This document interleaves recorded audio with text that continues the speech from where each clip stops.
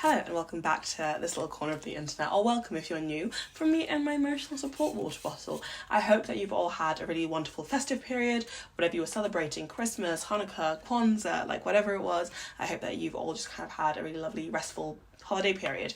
I personally had a really lovely time, lots of food, lots of sleeping. Not a lot of reading though, which I think is quite surprising considering I've just had like lots of free time to just kind of chill. But it is what it is. We haven't done much reading. It's fine. We are now in the home stretch of the year, which to me is like the weird bit between Christmas and New Year. I just tend to like mong about a little bit, just like really like not do a lot. But one thing I do love doing is watching people wrap up their like books of the year. Favorite, least favorite, like everything. Like I love those videos and I love watching them, devouring them, indulging in them. I adore it. And so I thought I would also kind of get involved, put my 2 pence in. So I'm going to be doing 2 of these videos. I'm going to be doing a least favourite, worst books, most disappointing books, which is this video. Then I'm also going to be doing a best books, which will be coming later on this week, hopefully, touch wood. And so yeah, I thought we could sit down and discuss my least favourite books of this year. My worst books, disappointing books. Yeah, let's do that. Okay, so a few kind of like tidbits before we start. I don't think I read very many bad books this year. I think I had a really good reading year overall. I think currently I'm on like 160-ish books and not a lot of them were bad. I don't think I had an amazing reading year, but I didn't have a bad reading year. Do you know what I mean? Like it was very much like in the middle, 3.5 stars-ish kind of area.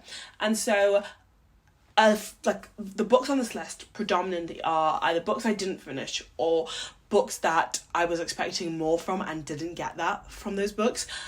Is that my fault? Maybe, but they were the worst books I read this year because they were the most disappointing, they were the most kind of like lackluster, left me wanting more and not in a good way. And so that is that. And then the other thing is that like I feel like people always do the disclaimers at the beginning of these books, like, oh my god, it takes so much effort to write a book. No, I won't be doing that because me, I'm a hater to my core.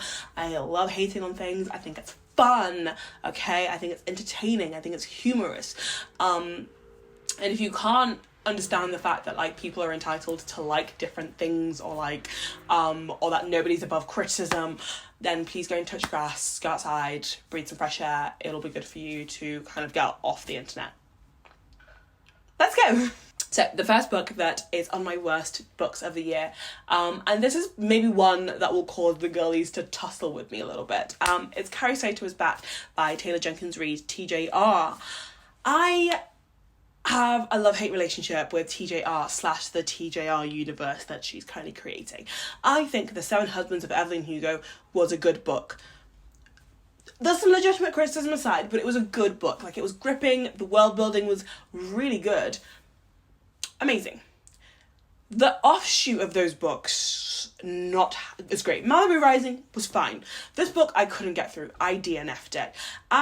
Carrie Sato is Back basically follows Carrie Sato, who is like her celebrity tennis star, superstar, think like Serena Williams, but not Serena Williams because Serena Williams is the GOAT, who has retired and then comes out of retirement to defend her title. So at one point she was kind of like the most successful Grand Slam Women's Championship, and then there's like I think she's like 18, there's a child basically on the come up, ready to almost like take over this title, right? And she's like, okay, I've got to come out of retirement to defend it. Boring. I'm so sorry, it was so boring. I think Taylor Jenkins Reid, by this book, her books have become quite formulaic because it's what the TikTok girlies like. And I don't know if I like really the target market for like the rest of the books that she's creating. Also, Mick Reaver. If I have to read another book that Mick Reaver is in, I will cry.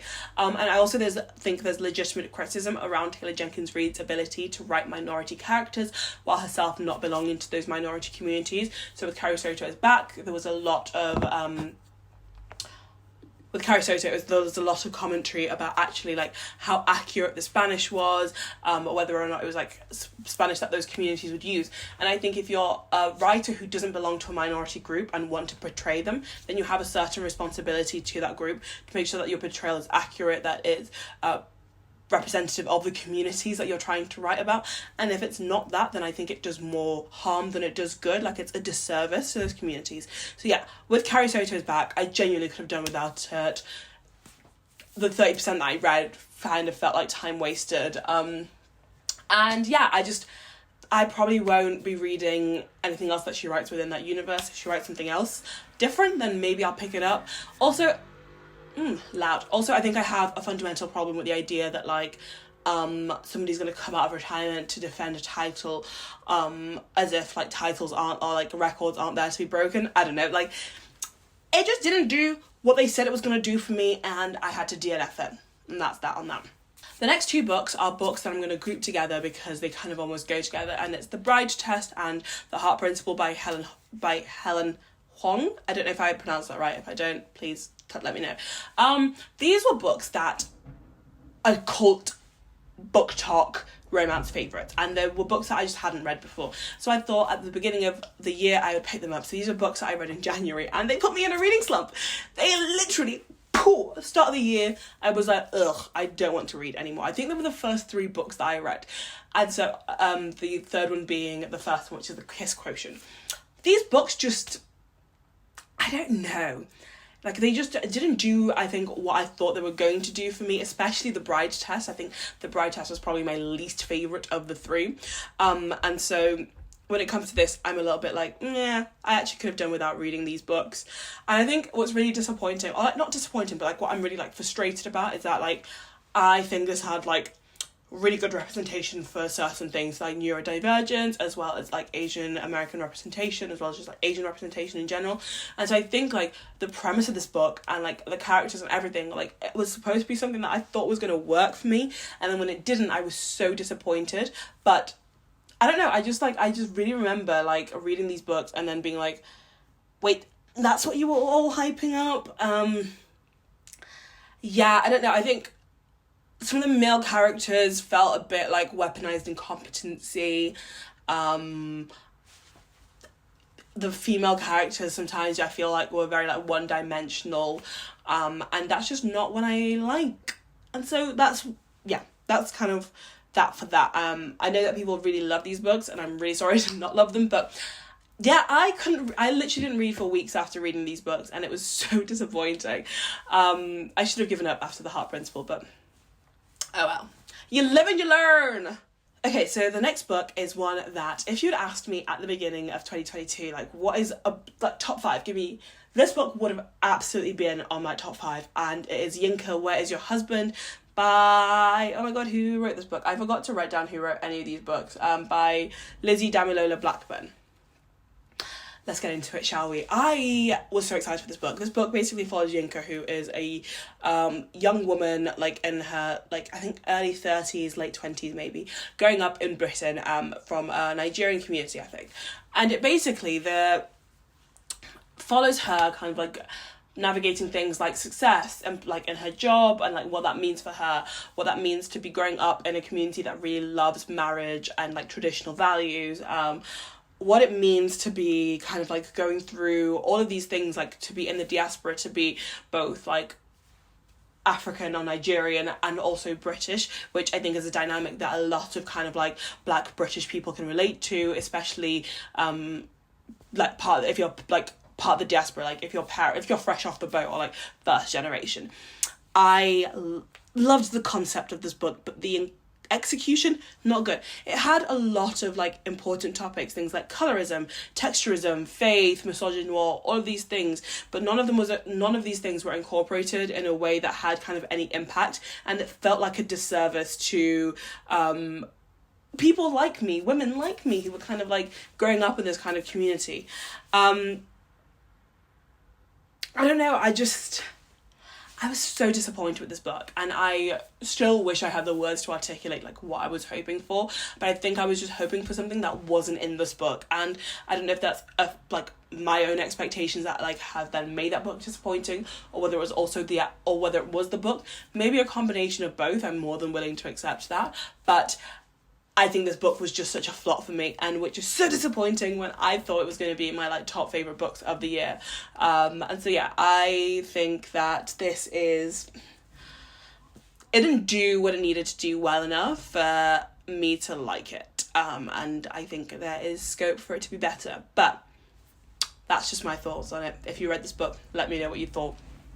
Okay, so the next book in my worst books of the year is on a similar vein, and it is Sankofa by Chimbundu Onuzo.